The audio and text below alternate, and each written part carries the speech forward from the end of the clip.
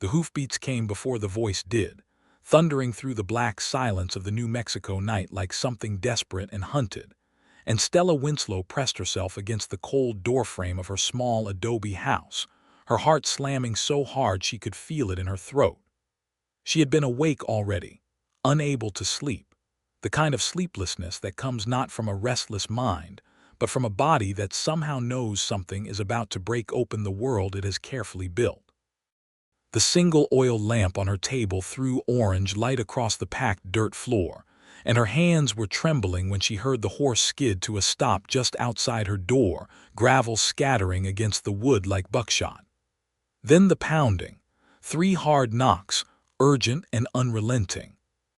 She grabbed the small Colt revolver from the shelf beside the door before she opened it, because this was 1883 in the New Mexico territory, and a woman alone on the edge of Crestfall did not open her door at night to strangers without something to say back with. What she saw when she pulled open the door stopped her cold. Deputy Daniel Boone stood in the dark, his dark bay horse heaving and lathered behind him, his badge catching the lamplight like a distant star. His hat was gone. His dark hair was plastered to his forehead with sweat, and there was a long cut along his jaw that had bled down his neck and dried brown against his collar.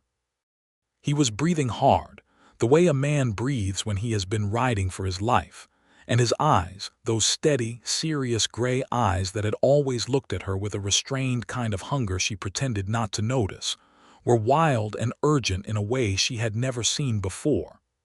"They are coming at first light," he said, his voice rough and low and absolutely certain. "So pack what matters most." For a half-second the world went completely still. Stella stared at him, her fingers tightened around the grip of the revolver. She did not lower it.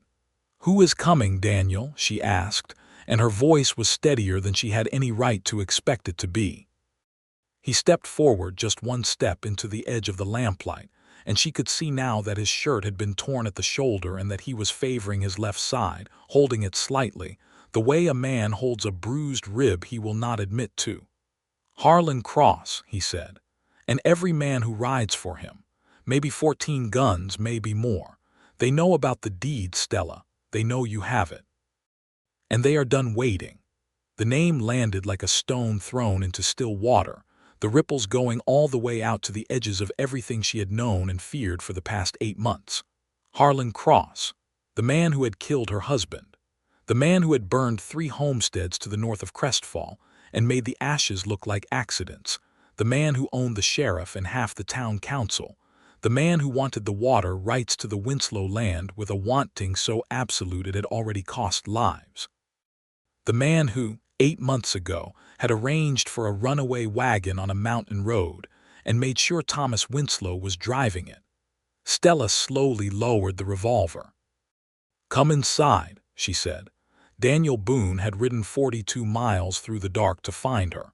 She did not know yet what that meant. She would not fully understand it for weeks, and understanding it would cost her more than she expected, and more than she expected would turn out to be something she had never imagined she could survive wanting. But that is the nature of love in desperate country. It does not arrive gently. It arrives the way Daniel Boone arrived at her door that night, lathered and bleeding and without its hat, having ridden through the dark with a warning burning in its chest. She stepped aside and let him in. To understand why Daniel Boone rode 42 miles through the night for a woman who had barely spoken 20 civil words to him in 8 months, you have to go back to the beginning of those 8 months. You have to go back to the funeral. Thomas Winslow had been buried on a gray Tuesday in October of 1882, and Stella had stood at the grave with her hands folded and her face like carved stone, not because she was cold, but because she had learned very early in life that when you let people see you break, they decide what shape you take when you put yourself back together. She was 27 years old, and she was alone on 120 acres of the finest watered land in the territory, and she had no idea what she was going to do. Daniel Boone had stood at the back of the gathering, his hat in his hands, watching her. He was 31 years old, the deputy sheriff of Crestfall, a man who had come to the territory 6 years earlier from a small town in Tennessee and had quietly and competently made himself indispensable to this piece of hard and beautiful country. He was not a man given to dramatic gestures or easy declarations. He was the kind of man who showed up and did the work, who noticed things other people missed, who kept his own counsel until the moment when keeping it was no longer the right thing to do. He had been watching Harlan Cross for 3 months by the time of Thomas Winslow's funeral. He had not been able to prove anything yet. That was the thing that ate at him in the sleepless hours before dawn. He could see the shape of what Cross had done, the way you can sometimes see the shape of a fish beneath dark water without being able to get your hands on it. But seeing the shape was not evidence, and evidence was what you needed in a court of law. And without a court of law you had only guns, and Daniel Boone was not a man who believed that guns alone ever settled anything the right way. So he had watched. And in the watching, he had also watched Stella Winslow survive the unsurvivable with a kind of fierce, quiet dignity that had gotten under his skin in a way he could not account for, and had not asked for, and could not seem to shake loose. She had gone back to that land the day after the funeral. She had hired 2 hands from the Morales family, brothers named Eduardo and Pio, who had worked for Thomas and knew the place, and she had begun to work. She planted the spring crops. She repaired the fence line on the east pasture herself, wearing Thomas's old leather gloves because they were stronger than hers. She drove her wagon into Crestfall once a week for supplies, and she dealt with the merchants with a direct, no-nonsense manner that some of them found startling in a widow woman, and most of them found quietly admirable. She did not ask for help. She did not cry in public. She did not sell. That last one, the not selling, was the thing that had made Harlan Cross's patience finally crack like old leather left too long in the sun. He had sent his man to her twice. A smooth-voiced, well-dressed man named Elliot Frey, who wore good boots and smiled with all his teeth, and presented offers for the Winslow land that grew more generous each time, as if generosity were a kind of pressure. She had turned him away both times without raising her voice, and both times Elliot Frey had left looking like a man who had been refused in a way that made him feel smaller than he expected. The third time Frey came, he had stopped smiling. "Mrs. Winslow," he had said, sitting across from her in the small front room of the adobe house, his hat on his knee, his expression rearranged into something meant to resemble concern. "You are a woman alone in difficult country. Mr. Cross understands your situation deeply. He wishes only to ease your burden." "My burden," Stella had said, "is not yours or Mr. Cross's business." "The deed to this property," Frey had said carefully, "represents a significant water resource. Mr. Cross believes that water should be managed by someone with the means and experience to steward it properly." "The deed to this property," Stella had said, standing up, "is mine, and my husband is barely cold in the ground. So I would ask you to take yourself off my porch before I lose my temper." Frey had gone, and that had been 6 weeks ago. And then, last week, Stella had found Eduardo Morales pale and shaken in the barn, telling her in a low and frightened voice that 2 men had ridden up to him in the south field and told him he would be wise to find other employment. That the Winslow land was going to change hands one way or another, and when it did, anyone still working it might find themselves on the wrong side of a very bad situation. Eduardo and Pio had stayed. She had asked them to, and they had looked at each other and then at her, and Eduardo had said, "We are not afraid of men like that, Mrs. Winslow," in a tone that suggested he was, a little, but that being afraid and being willing were different things. She had appreciated that more than she could say. And now Daniel Boone was standing in her kitchen with blood drying on his jaw, and the world she had been fighting so hard to hold together was about to come apart at the seams. She put a pot of water on the small iron stove and took a cloth from the shelf, and came to stand in front of him with the intention of cleaning the cut on his face, because it was what you did, and because standing still doing nothing while a man bled was not something she was capable of. He caught her wrist gently before she could touch the cloth to his jaw, not stopping her, just pausing her, and the contact of his fingers around her wrist, warm and careful and present, sent something electric running straight up her arm. "I am all right," he said. "You have been cut and you have been riding half the night and you are holding your ribs," she said, looking up at him from very close now, close enough to see the particular shade of his eyes in the lamplight, which was not simply gray but gray the way certain winter mornings are gray, complicated and layered and not entirely without warmth. "You are not all right. Let me do this." He let go of her wrist. She cleaned the cut carefully. He did not flinch, which she expected, but he also did not look away from her face, which she did not expect, and which made the air between them feel charged and close in a way that was difficult to ignore. "Tell me everything," she said, stepping back and taking a breath and finding her ground again. "From the beginning." He pulled out the chair at her kitchen table and sat down, and she sat across from him, and he told her. 2 days ago, he had intercepted a rider on the road south of Crestfall. The rider had been carrying a letter from Harlan Cross to Sheriff Lyle Dodd, and Daniel had recognized the sealed envelope's origin because he had seen Cross use the same wax seal before. He had not opened the letter. He had no legal right to open the letter. But the rider had been a young man from Tucson who did not know this territory well and who had been nervous and evasive in a way that made Daniel certain he knew something. Daniel had bought the young man a meal at the roadside station at Cottonwood Creek and had been patient and had listened, and over the course of an hour the young man had let slip enough fragments to assemble a picture. Cross was moving. He had secured enough backing from a land investor in Santa Fe to finalize his acquisition of the water rights to the Winslow property, and he had decided that legal obstruction was taking too long. He had decided to be direct. He had 14 hired guns coming in from Las Cruces, riding up through the night, and they were going to arrive at the Winslow property at first light, and the nature of what they were going to do was not the kind of thing that left witnesses or arguments. The deed was going to be surrendered, or Stella Winslow was going to disappear. Daniel had gone straight to Sheriff Dodd. He had laid out what he knew, calmly and clearly, giving the man every opportunity to be something other than what Daniel increasingly suspected him to be.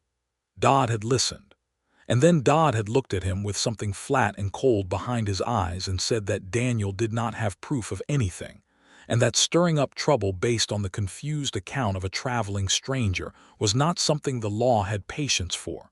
Daniel had pressed harder. Dodd had stood up. And then 2 of Cross's men who had apparently been waiting in the back room had come through the door, and one of them had hit Daniel with the butt of a rifle before he could get clear, and they had dragged him to the edge of town and told him in very specific terms what was going to happen to him if he interfered. He had gotten to his horse, which they had not bothered to take because they thought the warning was enough, and he had ridden. He had ridden 42 miles through the dark. He had not gone to anyone else in town first, because there was no one else in town he trusted, not with Harlan Cross owning the sheriff. There were good people in Crestfall, people he liked and respected, but none of them had the power to stand against 14 armed men at dawn, and what he needed to do was not assemble a posse. What he needed to do was get Stella Winslow out of the path of what was coming, and then figure out how to bring it all down on Cross's head through channels that could not be corrupted. Because Daniel Boone had been building something for 8 months. He had been sending letters.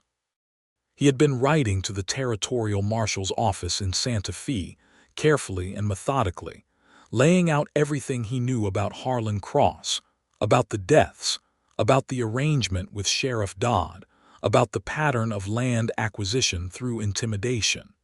He had documented everything he could document without tipping Cross off to what he was doing. He had names and dates, and most critically, he had the sworn affidavit of a man named James Holter, a former employee of Cross who had come to Daniel 3 months ago with guilt on his face, and a story that had made Daniel's blood run cold.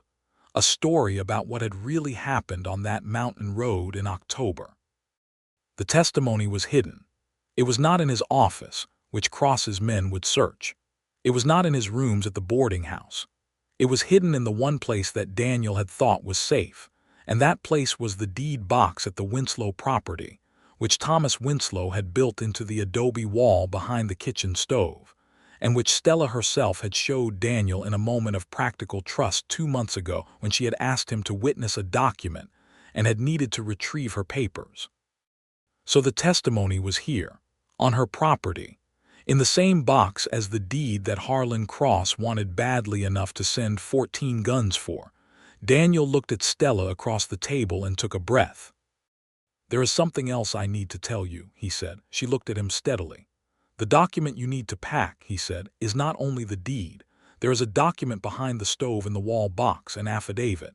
It is the thing that can bring Cross down in a real court of law, not just accusations. It is the thing I have been building toward for 8 months.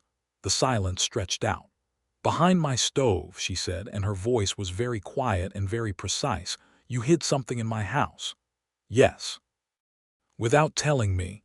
"Yes." He did not look away from her. "I made a decision I did not have the right to make without consulting you, and I did it because I was afraid that if Cross suspected you knew anything, he would move against you faster. I was trying to protect you. I have been living in the same house as evidence that could get me killed," she said, "and you made that decision for me." "Yes," he said, and the word had weight to it, the weight of a man who is not defending himself, who is simply standing in the truth of a thing he did and taking what comes. "I was wrong to make that choice without your knowledge. I understand if you are angry." Stella looked at him for a long moment. She was angry. She was also, somewhere deeper and more inconvenient, aware that the anger was sitting on top of something more complex, the fact that he had been protecting her badly, imperfectly, but genuinely for 8 months, and that there was something in knowing that which moved through her like warmth she had not asked for and did not know what to do with. "I will deal with being angry about this later," she said, standing up. "Right now we need to move." They worked quickly. Stella was efficient in crisis. Her husband had always said that about her with a kind of proud exasperation. She moved through panic the way other people move through calm spaces, her mind getting sharper as the pressure increased. She took the deed box from behind the stove, the document inside it, and the affidavit that was exactly where Daniel had said it would be, a folded set of pages in a sealed oilskin envelope. She tucked both into the leather satchel she kept for important papers. She took the small amount of cash she kept in the flour tin. She took the 2 photographs from the shelf above the fireplace, one of her parents, one of herself and Thomas on their wedding day, taken by a photographer who had come through on a wagon 2 years ago. She stood with the wedding photograph for a moment, and something crossed her face that she did not try to hide, a grief that had not finished with her yet, clean and real and present. Daniel stood quietly in the doorway and did not try to fill that moment with words. Then she set the photograph in the satchel, picked up her rifle from beside the door and turned to face him. "Eduardo and Pio," she said. "We get them first," he said. "They are in the bunkhouse." "Yes." "Then we go." She went to wake the Morales brothers, who came awake instantly and without complaint in the way of men who have learned to sleep lightly in uncertain country. Eduardo looked at Daniel's face, and the cut on his jaw and the dried blood on his collar, and did not need much explaining. Pio was already pulling on his boots. They saddled horses in the dark, moving quietly, the animals shifting and blowing softly in the cool New Mexico night. Stella saddled her own horse, a strong buckskin mare named Clara that had been a gift from Thomas in better times, moving her hands through the familiar motions with a steadiness that came from somewhere deep in her. Daniel worked beside her, his movements economical and practiced, and several times in the dark their hands came near each other without touching, the near touch carrying its own particular kind of charge, and Stella was aware of it in a way she wished she were not, in a way that felt disloyal and complicated and impossible to dismiss. They rode north and east, away from the road that the men from Las Cruces would take, moving through the scrubland and the dry grass with the stars overhead enormous and cold, and the moon low in the west.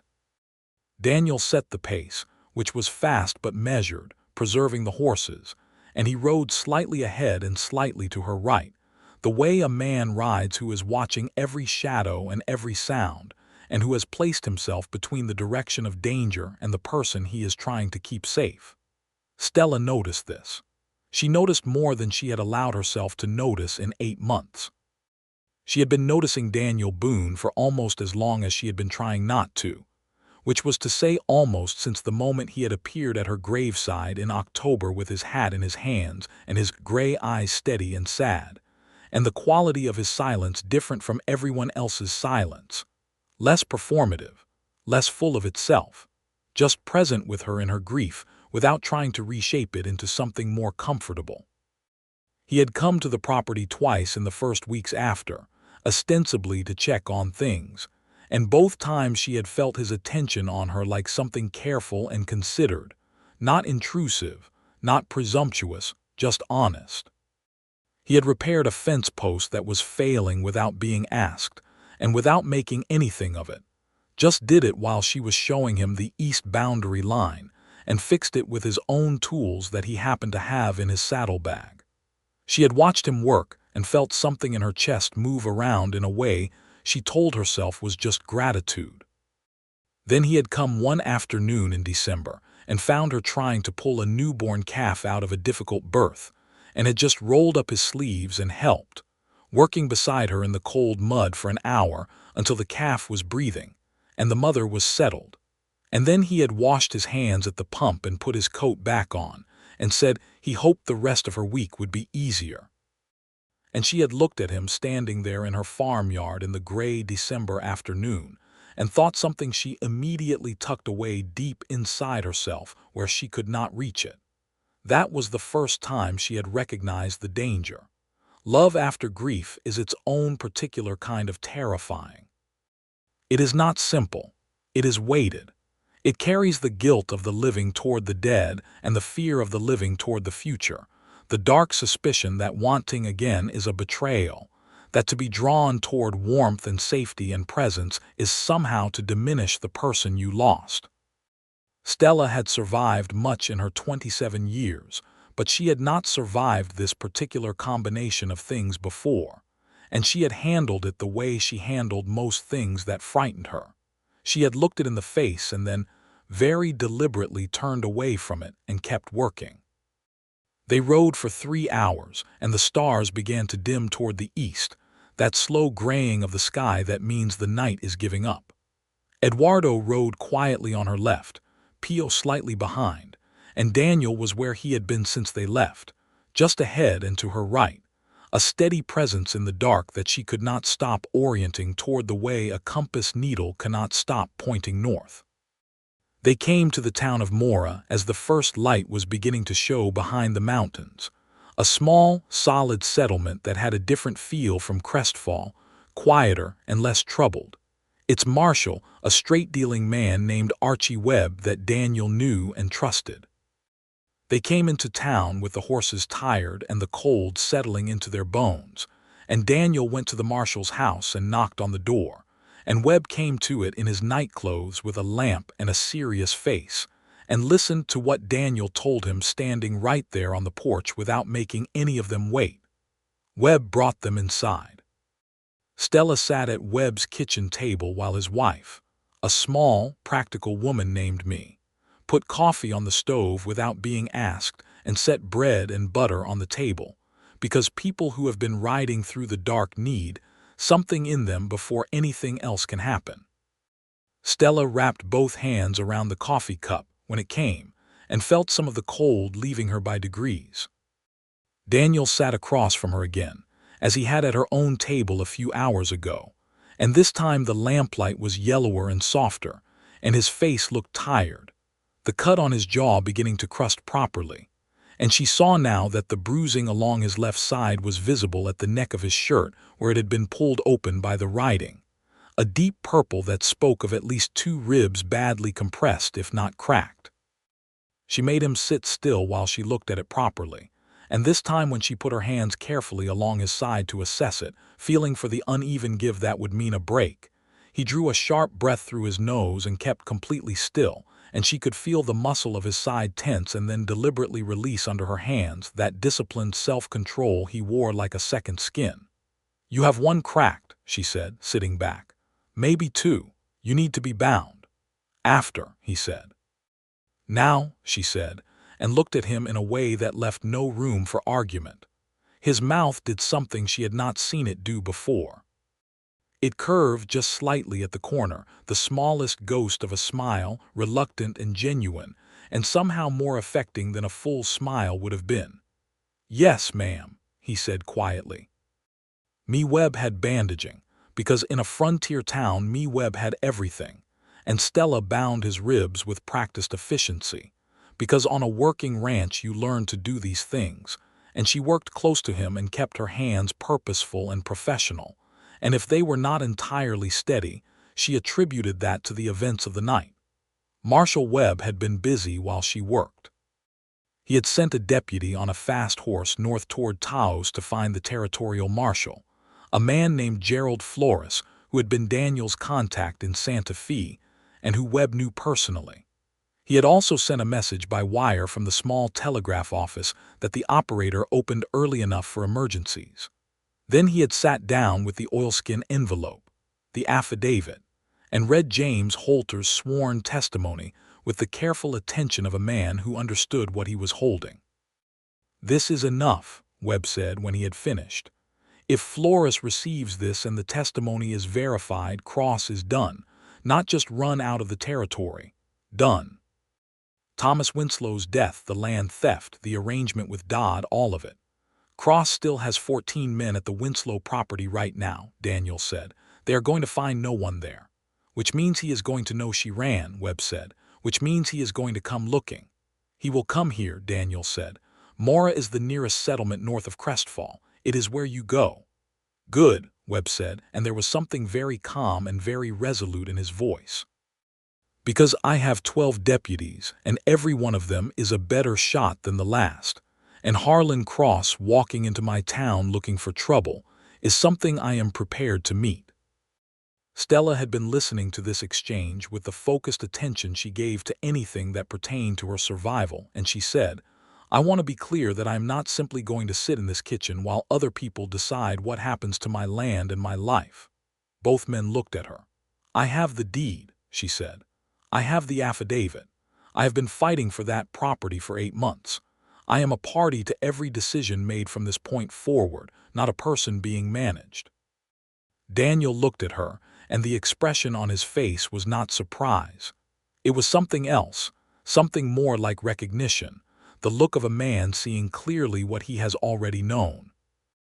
"Nobody here is managing you," he said. "Webb." "I would not dare," Webb said, with the dry humor of a man who was wise about women. The waiting was the hardest part. They kept Stella's mare and the other horses at the livery and stayed off the main street. Eduardo and Pio were given rooms at the small hotel by Webb, who had a town fund for necessary expenses and considered this necessary. Stella was given the use of the Webb's second bedroom, and Me Webb, who was perceptive and kind, did not push her to sleep but brought her tea in the afternoon and sat with her for a while without requiring conversation. Daniel was in the front room of the marshal's office, at the table with the maps, going through everything again and again with Webb, building the case from every angle, making sure nothing was missed. Stella came in at mid-afternoon and sat across from him at the table and went through the documents herself, because she had a mind for detail and she caught 2 things they had missed: a date discrepancy in the land office records and a signature on an intermediary agreement that connected a shell company to Cross directly. And when she pointed these out, both men stopped and looked at the papers and then at each other. "She is right," Webb said. "I know she is right," Daniel said, and looked at her with an expression of such plain and uncomplicated admiration that it landed somewhere in Stella's chest like a stone dropped into water, the ring spreading out quiet and unstoppable. She looked back at her papers. Marshal Flores arrived at Mora the following morning, 2 days after their flight from the Winslow property, riding hard with 3 territorial marshals beside him. He was a compact, sharp-featured man in his early 50s, who moved like someone who had been in difficult situations many times and had always found his way out of them. He read the affidavit in Archie Webb's office and said nothing for a long time, which was apparently how he processed things, and then he said that he was going to Crestfall. "Cross's men may still be there," Daniel said. "Yes," Flores said, as if this were not particularly important. "Sheriff Dodd is likely warned," Daniel said. "Yes," Flores said again with the same quality of calm. He gave orders to his 3 marshals and then looked at Daniel and Webb. "You 2 will ride with us," he said. "Mrs. Winslow stays here." "Mrs. Winslow will ride with you," Stella said from the doorway. Flores looked at her for a moment. "The deed is mine," she said. "The property is mine. I am the aggrieved party, and I am not a woman who sits at home while her life is decided without her." Flores looked at Daniel. Daniel said nothing, which was a deliberate kind of nothing, the nothing of a man who agrees with her but knows it is not his place to say so. Flores looked back at Stella. "Can you ride hard?" he said. "I got here from my property at night through cross-country terrain in 3 hours," she said. "What do you think?" Flores made a sound that was not quite a laugh but had some of the same qualities. "Then ride," he said. They rode to Crestfall on a bright November morning, 6 of them plus Eduardo and Pio, who would not be left behind and who, when Flores had looked questioningly at Daniel, had been vouched for with a single nod. The ride took most of the morning, and Stella rode beside Daniel for much of it. The horses settled into a good steady pace, and they talked, really talked, for what felt like the first time since all of this had begun. Not about tactics or documents or legal strategy, but about the land, about what she intended to do with it, about the spring she planned to expand, and the crops she wanted to try, about why that particular piece of ground mattered to her beyond just ownership. She had grown up in Missouri. She told him, on rented land, always rented. Her father a man who worked hard and well, and never quite had enough because the ground he worked was not his. She had come west with Thomas because Thomas had believed in the possibility of owning something, of putting your roots into ground that no one could take from you, and she had believed it with him. And then he had died, and she had been left with the thing they had believed in together. And she had discovered that she believed in it herself, independently, completely, not as Thomas's dream, but as her own. "That land is me," she said, looking ahead between her horse's ears at the dry country opening up before them. "It sounds strange to say, but it is." "It does not sound strange," Daniel said. "It sounds true." She looked at him sideways. "What made you come here?" she said. "To New Mexico, to Crestfall." He was quiet for a moment, the kind of quiet that precedes something real rather than something deflecting. "I left a situation in Tennessee," he said. "I had an arrangement with a woman. We were to be married. I found out 3 weeks before the wedding that she had been involved with another man for most of our courtship, a man with more money and less principle, and that she had been keeping me on as a reliable alternative in case that arrangement failed." Stella listened without comment. "I was not heartbroken," he said, which seemed to surprise him slightly even as he said it. "I was more angry than heartbroken. Angry that I had been so certain I understood the situation and had understood it so completely wrong. I decided that if I was going to be wrong about a place, I wanted to be wrong somewhere interesting." A pause. "New Mexico seemed sufficiently interesting," he said. Stella felt the small smile before she could stop it. "And were you wrong about it?" she said. He considered this with the gravity he gave to everything. "About some things," he said. "Less wrong than I expected about others." She did not ask him what he meant because she thought she knew, and knowing was enough for the moment which was already holding more than she had expected it to hold. They came into Crestfall in the early afternoon to find Cross's hired guns gone, scattered back to Las Cruces on the news that a territorial marshal was on the road, which was what happened with men who were paid rather than committed, their loyalty evaporating the moment the cost exceeded the payment. This was what Marshal Flores had correctly predicted would happen when he sent his message by wire from Mora before they left. What remained was Sheriff Lyle Dodd and Harlan Cross himself. Cross was a tall man in his 50s, silver-haired and well-dressed in the manner of a man who has made his wealth through other men's suffering, and has convinced himself that the wealth excuses the suffering. He was at his office on the main street of Crestfall, the large stone building he had built to house his land company, when Flores walked in with Daniel and Webb and 2 territorial marshals and laid the warrant on his desk. Stella stood in the doorway. Cross looked at her over the heads of the men between them, and his eyes were cold and calculating, and she met them without flinching, because she had looked at worse than Harlan Cross and survived it. "You have made a serious mistake," Cross said to no one in particular to the room. "The mistake you are referring to," Flores said, in the level tone of a man who has arrested people more dangerous than this before, "is the one you have been making for several years. This is merely the point at which it concludes." Cross was arrested. Dodd was arrested an hour later, found at his home rather than his office, already in the process of packing a bag, which told its own story clearly enough. 2 of Cross's associates were arrested over the following days as additional marshals came from Santa Fe, and the investigation expanded in ways that Daniel had been laying the groundwork for over 8 months. James Holter's affidavit held up. The documents held up. The testimony of 3 other people who came forward once the arrest was made public, people who had been silent out of fear, but spoke when the fear had a reason to lift, held up. The case against Harlan Cross was built into something solid and final by the spring of 1883, and it did not collapse. Thomas Winslow's death was formally ruled a murder. The people who were responsible for it faced the legal consequences of that ruling. This was not a small thing. It was a very large thing, and Stella allowed herself to feel the size of it. She sat in the courtroom in Santa Fe in February of 1883 and listened to the judgment read, and felt a grief that had been carrying a question in it finally release the question, because now she knew. She knew what had happened and who had done it, and that it had been seen and named and judged. And while knowing did not bring Thomas back, it gave her something that the not knowing had been eating away at for 8 months. It gave her the clean grief, the grief without the hole of injustice in the center of it. She cried that evening in her room at the hotel in Santa Fe. She had been keeping those tears for a long time, and she let them go, properly and completely. And when she was done, she felt scraped clean and very quiet and somehow less weighted than she had been in months.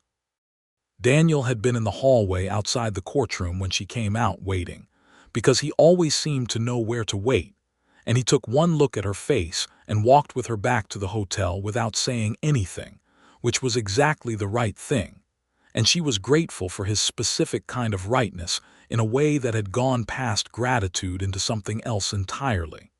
She was back on the property by early March. The winter had been cold, and the land had that stripped, expectant quality it gets just before spring arrives, dry and pale and full of potential. Eduardo and Pio had kept things going in her absence with the help of their cousin from Mora, a steady young man named Felix who had a talent for horses, and the stock was healthy, and the fences were sound, and she walked the boundary of her land on the first day back and felt it claim her back with the same force she had felt claiming it. Daniel came 3 days after she returned.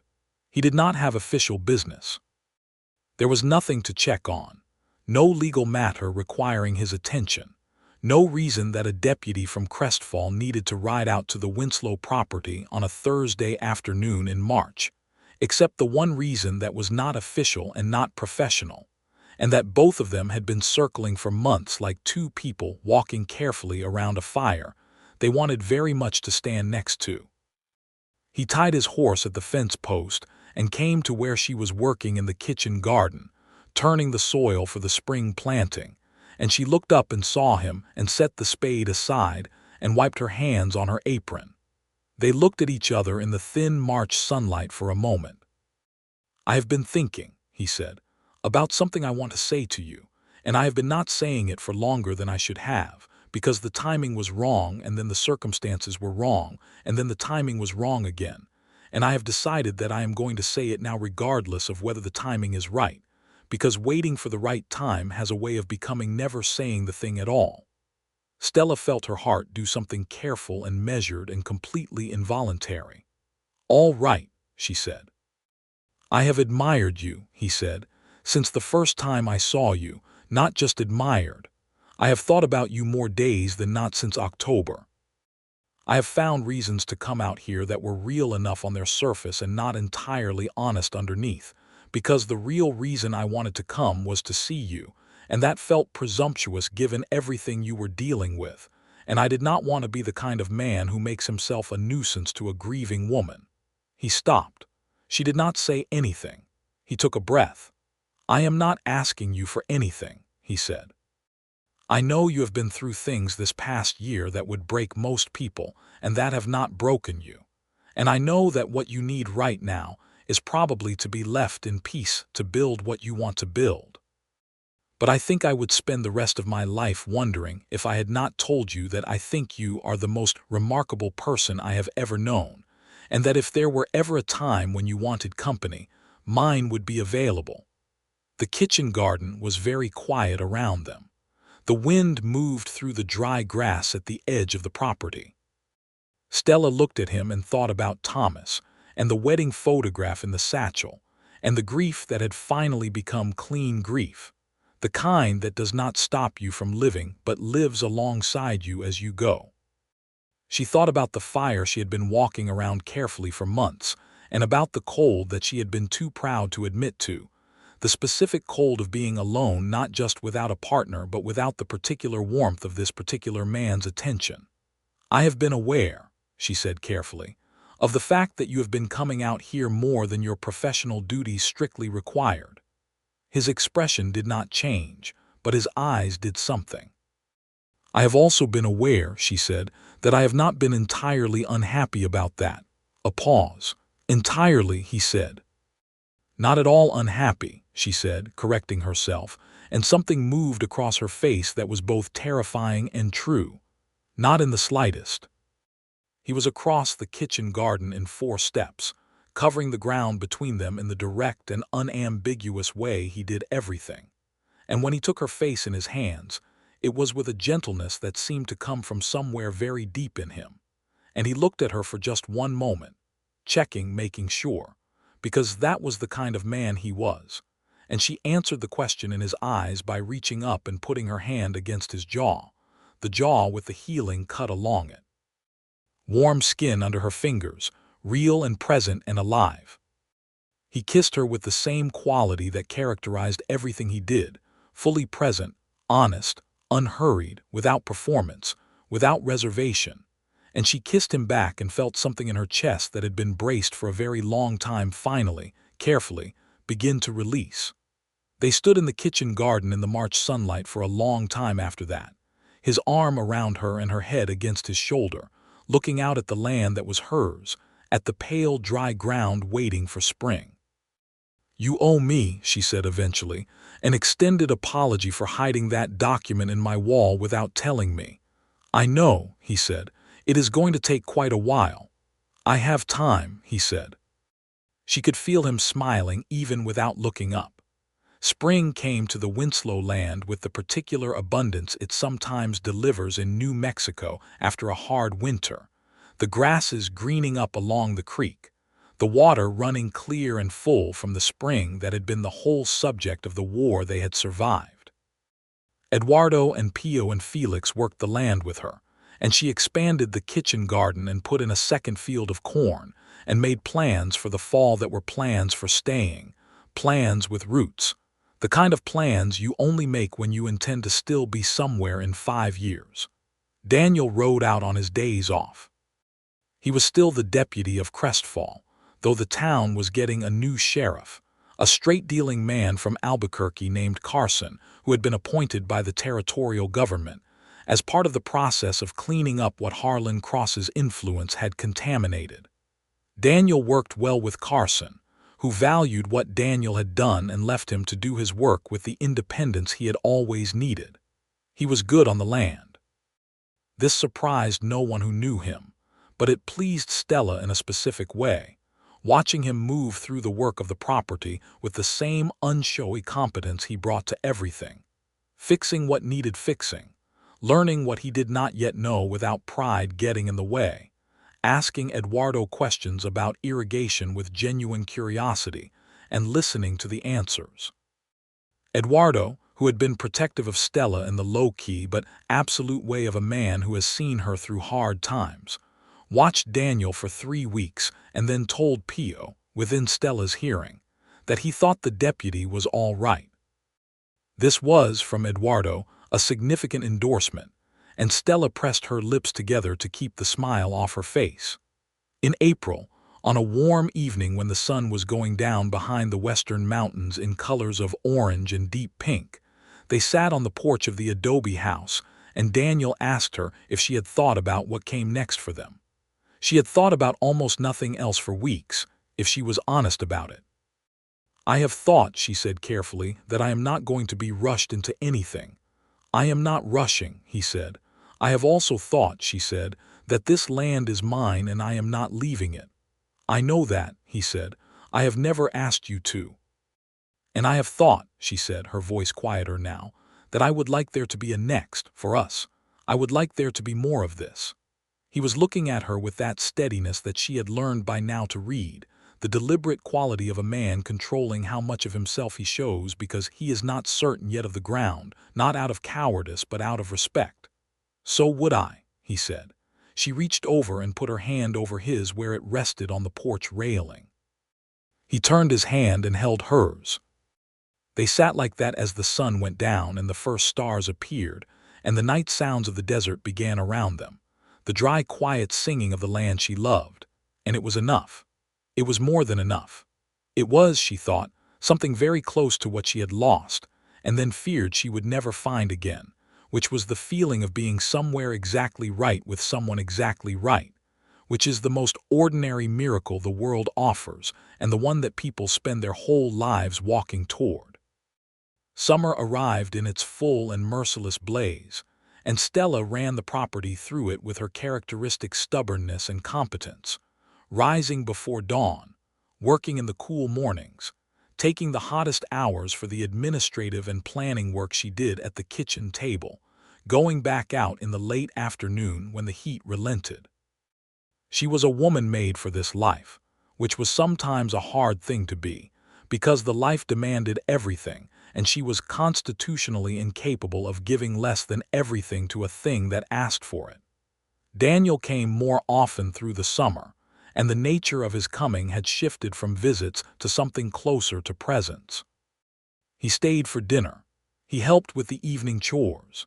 He sat with her on the porch in the dark and they talked about everything, about the territory and its politics, about the legal aftermath of the Cross case which was still working its way through the courts, about books. She had a small collection, and he borrowed from it and returned the books with folded paper between the pages marking things he wanted to discuss, a habit she found endearing in a way she could not entirely account for. He told her more about Tennessee, about his family, 3 brothers and a mother who was still living and wrote to him twice a year.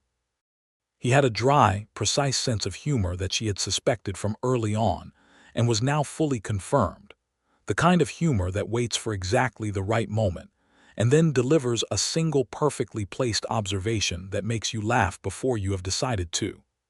She had a sharper, more immediate humor that delighted him, and the combination of their styles made conversation between them something that reliably surprised her, which was not a thing she had expected.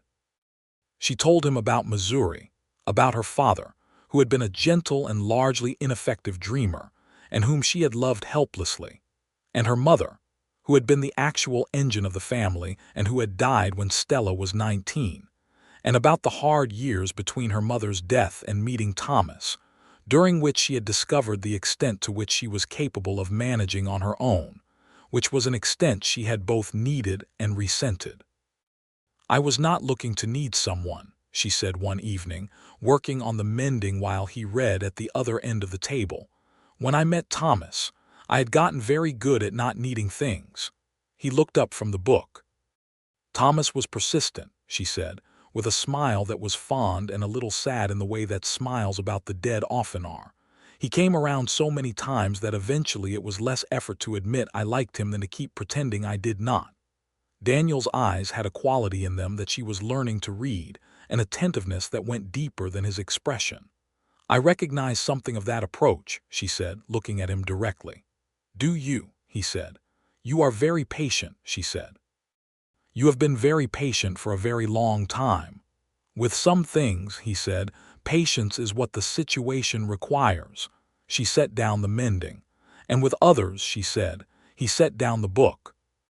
He came around the table to her, and she looked up at him standing close, and he reached out and tucked a loose strand of her dark hair back from her face with a touch so careful it felt like something ceremonial, something deliberate and intentional, and he said very quietly, "With others I would like very much to stop being patient." She stood up. She was not a small woman, nearly as tall as his shoulder, and she looked up at him from close and said, "Then stop." He kissed her with an urgency that was nothing like the first kiss in the garden, not less tender but more present, more certain, the kiss of a man who has stopped holding back, and she kissed him back with the fullness of someone who has decided that life is not so long that you can afford to keep protecting yourself from it. And they stood there in the lamplight of the kitchen. She had built her life around, and held onto each other in the way that people hold onto each other, when they have both been through enough alone to know what it means to not be alone anymore.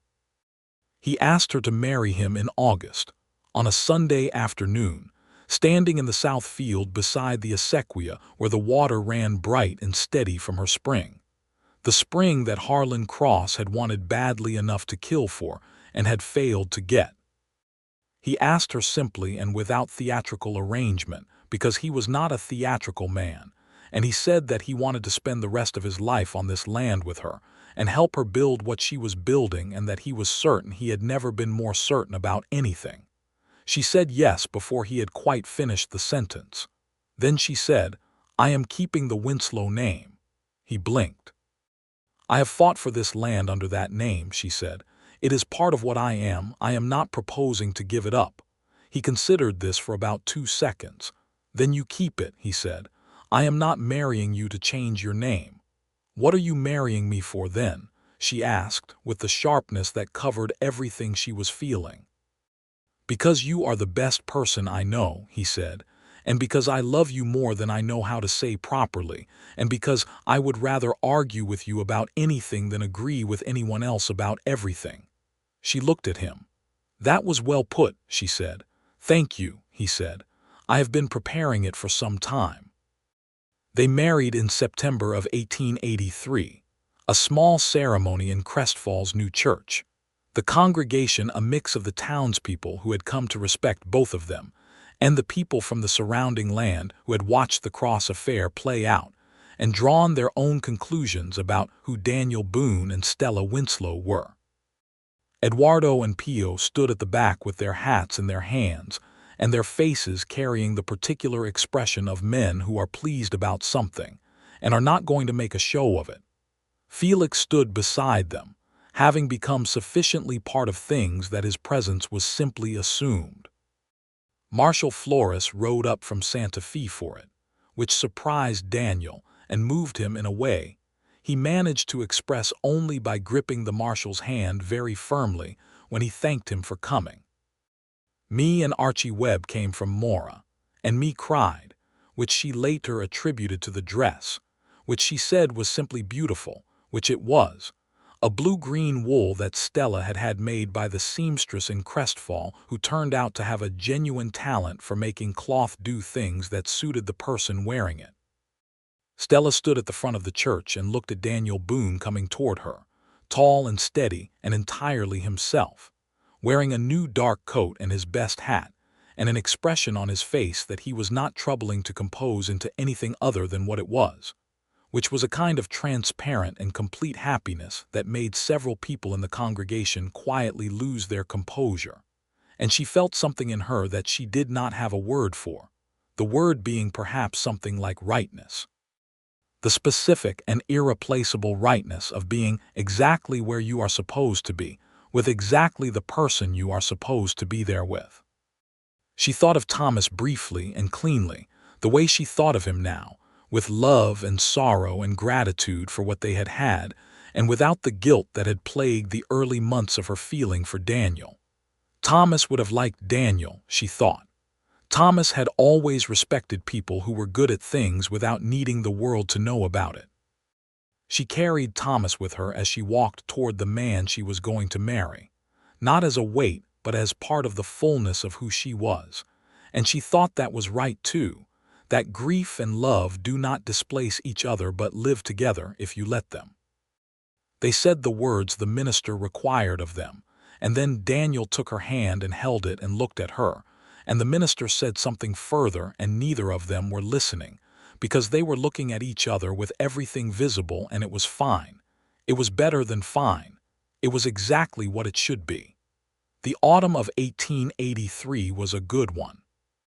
The harvest came in well, better than she had hoped, and the corn and the winter squash and the late beans filled the root cellar with an abundance that made Eduardo nod in slow satisfaction and say that the land was healthy. It was healthy, Stella knew, because of the water, her water, the spring that ran clear and cold under the dry surface of the territory, and belonged to no one who would use it to diminish other people. Daniel settled into the life of the property with the naturalness of someone for whom it had always been the right life and who had simply needed to arrive at it. He kept his position as deputy through the autumn, because Carson needed him and because the work mattered, and because a man like Daniel Boone does not stop doing useful things when useful things need doing. But he was home by evening, most evenings, and home was the word he used for the Winslow property now, without self-consciousness, because it was simply true. They had the kind of marriage that looks from the outside like an easy thing and is in reality a built thing, a thing that requires attention and honesty and the willingness to be wrong and to say so. They argued sometimes, about the land and about money, and occasionally about the larger questions of what kind of life they were building and what it should look like. And the arguments were real and not entirely comfortable, and always resolved, because both of them had the stubbornness to finish things they had started, and the sense to know when they were wrong. She learned that he was afraid of being wrong in ways that had consequences for other people, that this was the deepest thing in him that needed to be handled carefully, the residue of his mistake in Tennessee, not about the woman but about his own judgment, the fear that his certainty was not reliable. She told him one evening that his judgment had gotten her out of her house and onto a horse in the dark on the night that had probably saved her life, and that she considered his certainty about her to be among the best things that had ever happened to her. He sat with this for a while as he sat with things. Then he said, "You are better at saying the important things than I am." "I am better at most things than you are," she said, with the smile she saved for him. "That is not inaccurate," he said. By November, Stella knew she was expecting their first child. She told him on a cool evening with the stars coming out, sitting on the porch she had taken to thinking of as theirs now, not just hers, and he went very still in the particular way he went still when something mattered enormously. And then he turned to look at her, and there was nothing composed about his face at all, just everything, all of it, all the way out to the surface. "A child," he said. "Toward the end of June," she said. "Or early July. Mrs. Reyes thinks July." He put his arm around her, and she leaned into him, and they sat looking out at the land in the dark, at the stars over the mountains, at the country that was hard and beautiful, and had tried to take everything from her and had failed. And she felt the life in her that was not yet anything but possibility. And she felt Daniel's arm solid around her. And she felt the specific quality of a future that had been uncertain for so long it had begun to feel like certainty of a different kind. The certainty of not knowing, resolving itself into something she could see the shape of, something with roots and water and a man who would not leave and a child coming in July. The spring of 1884 was everything the autumn had promised it would be. The land came up green, and the creek ran full, and Eduardo's youngest sister, a practical and cheerful young woman named Rosa, came to stay and help with things as Stella's pregnancy advanced, and the work required more hands than her stubbornness alone could supply.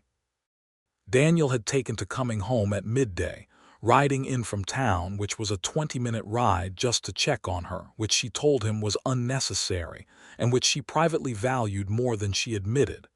"You do not need to keep checking on me," she told him in June. "I know," he said. "I am checking because I want to, not because you need it." She could not argue with this as effectively as she would have liked.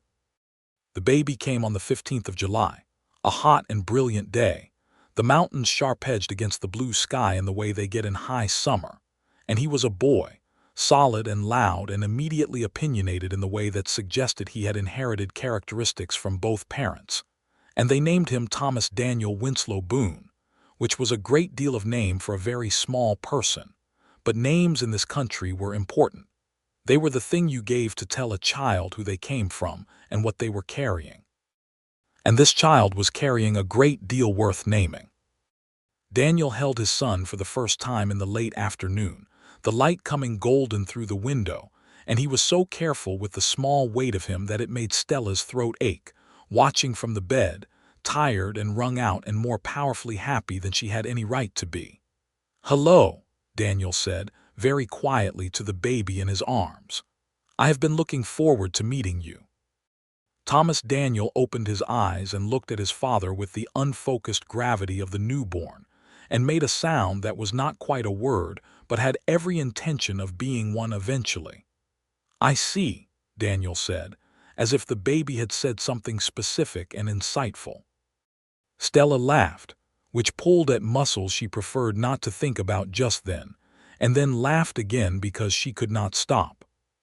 He looked over at her, this husband of hers, this fierce and careful man who had ridden 42 miles through the dark to warn her, who had hidden evidence in her wall and apologized for it properly, and then spent 8 months making up for it in ways both declared and undeclared, who had rebuilt the fence on the east pasture twice and never mentioned it, who read her books and returned them with notes folded into the pages, who had never once tried to make her smaller than she was, who had sat in the courtroom in Santa Fe and let her cry in her room without trying to do anything about it except be outside the door.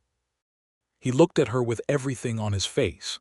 "You are extraordinary," he said, "the way you say something when you have thought it for a very long time and have finally decided that the thinking of it is not enough and the saying of it is required." "I know," she said, because she was Stella Winslow and she did not perform false modesty. "And I love you," he said. "I know that too," she said more softly. "And I intend," he said, "to tell you both of those things for the rest of my life at regular intervals so that you do not forget them." "I am unlikely to forget," she said, "but the regularity is appreciated." He smiled at her, fully and without reservation, the smile she had first seen the ghost of on the night he arrived at her door bleeding and certain, the smile that she thought could light up a room in a darkness as absolute as that night had been. She smiled back. Outside, Eduardo was telling Felix something about the irrigation with the particular emphatic energy he brought to subjects he cared about, and Rosa was singing something in the kitchen while she made the evening meal, and the horse in the nearest paddock blew softly and moved along the fence in the long July evening light, and the spring ran under the dry skin of the New Mexico territory, steady and cold and full of life, as it had run before any of them arrived and would run long after, belonging to itself and to this land that Stella Winslow had fought for and held. The months that followed were full in all the ways that a life properly lived is full of ordinary mornings and difficult decisions and small joys, and the particular deep satisfaction of work done well in country you love. Thomas Daniel grew with the confident speed of a child who knows himself wanted, rolling and then crawling and then, by the following spring, pulling himself upright against the porch rail and looking out at the world with his father's gray eyes and his mother's determined expression, which was a combination that made Eduardo laugh and me web, when she visited, say that they were going to have their hands full. Carson, the new sheriff, offered Daniel the position of sheriff of Crestfall when his own tenure came to its close 18 months after the Cross affair. Carson having decided he wanted to return to Albuquerque where his own family was. Daniel sat with this for several days and talked it through with Stella at the kitchen table, which was where they worked through everything important, the table having become the center of a kind of domestic democracy she had not expected marriage to include and found she valued enormously. He took the position. He was a good sheriff. He was the kind of sheriff that the territory needed in the years after the Cross affair, the kind that understood the law as a thing in service of people rather than a thing in service of power, and Crestfall under his watch became a place where the people who lived there felt that the institutions that were supposed to work for them actually did, which was not a simple thing in 1884 in the New Mexico territory and was not taken for granted. The Morales brothers stayed on. Felix stayed on.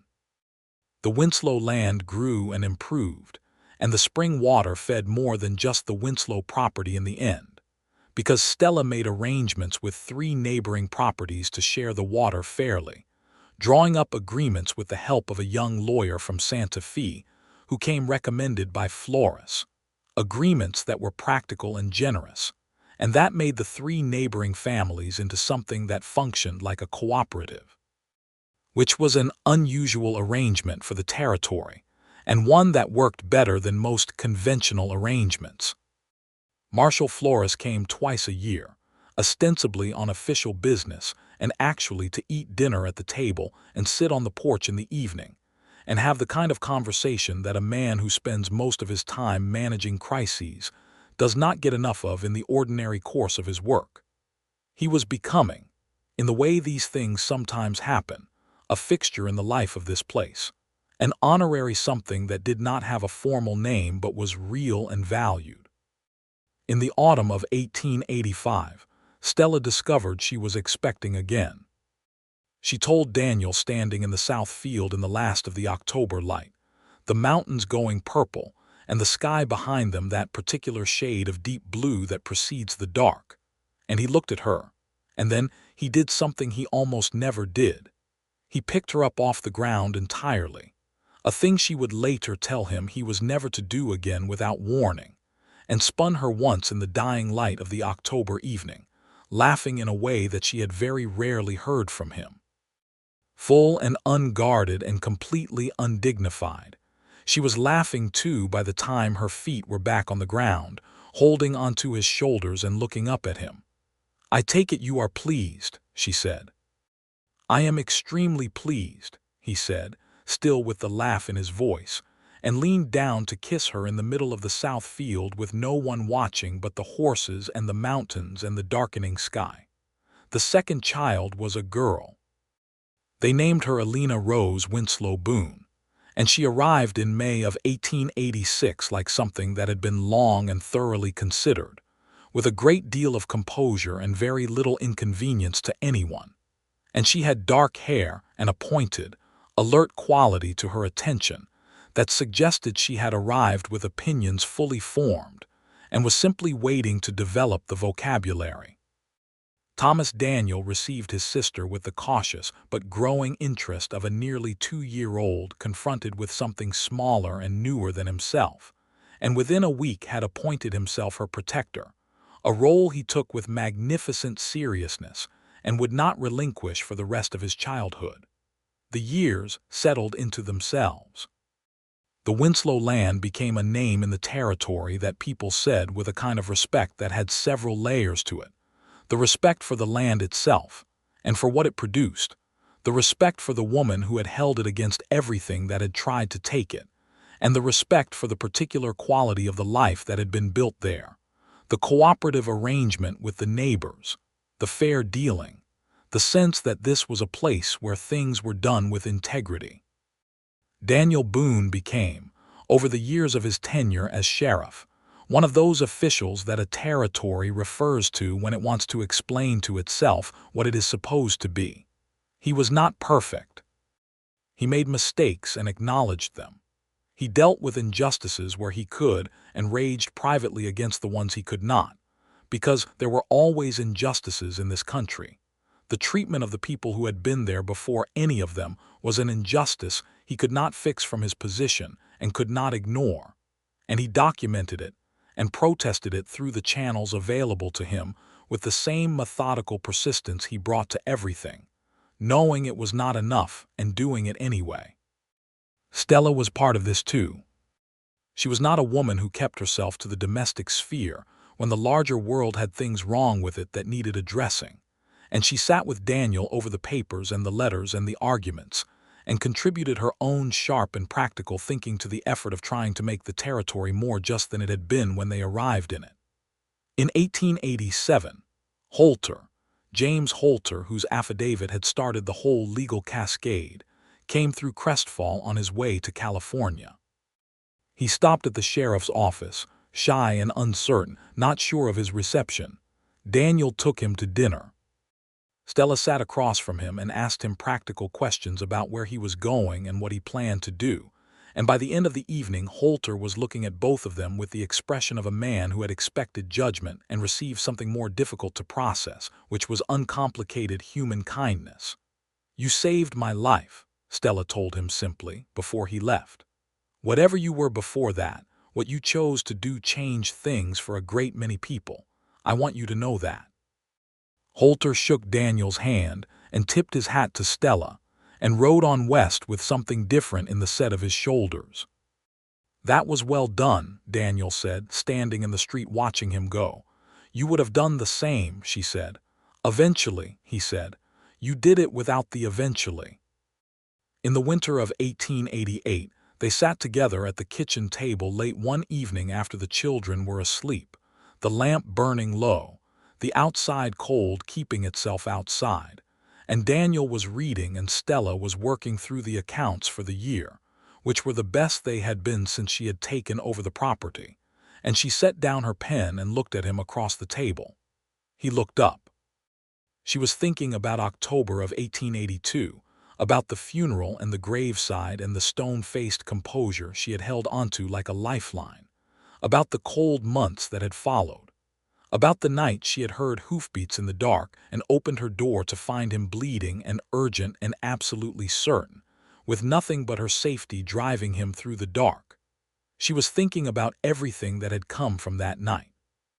The fight and the flight and the hard victory, and the slow, complicated, entirely unexpected building of a life that she had not planned but could no longer imagine not having. He was watching her think. "What?" he said. "I was thinking," she said, "about the night you came to my door." He set the book down. "You rode 42 miles in the dark," she said, "with cracked ribs. Too cracked," he said, "maybe one, the verdict was always ambiguous." "You rode in the dark," she said, "for me." "Yes," he said, and then simply and without elaboration, "I would do it again." She looked at him across the table, this man who had ridden through the dark to warn her, who had stood steady beside her through everything that had followed, who had helped her hold a thing worth holding, and had never once suggested that holding it was more effort than it was worth. "I know," she said. "That is the thing, Daniel. I know you would." He reached across the table and she put her hand in his, warm and familiar and exactly right. Outside, the New Mexico night was cold and clear and enormous, the stars overhead as absolute as they had been on the night everything changed, and the spring water ran under the land in the dark, steady and cold and full of life, and inside the lamp burned and the children slept, and Daniel Boone held his wife's hand across the kitchen table, and the world was, in this moment and all the moments that would follow it, as right as the world has any business being. She squeezed his hand. He squeezed back. And in the morning the sun came up over the mountains the way it always had and always would, filling the New Mexico sky with light, touching the dry grass and the dark soil and the running water with gold, making the whole hard, beautiful country glow. And Stella Winslow stepped onto her porch and breathed it in and felt the ground under her feet that was hers, that had always been hers, and heard her son's voice from inside and her daughter's answering laugh and Daniel's low, warm, certain voice beneath both of them, and she put her hands on the porch railing and looked out at everything she had built and held and fought for and loved and felt the sun on her face, and was, without reservation or qualification or anything withheld, entirely and completely home,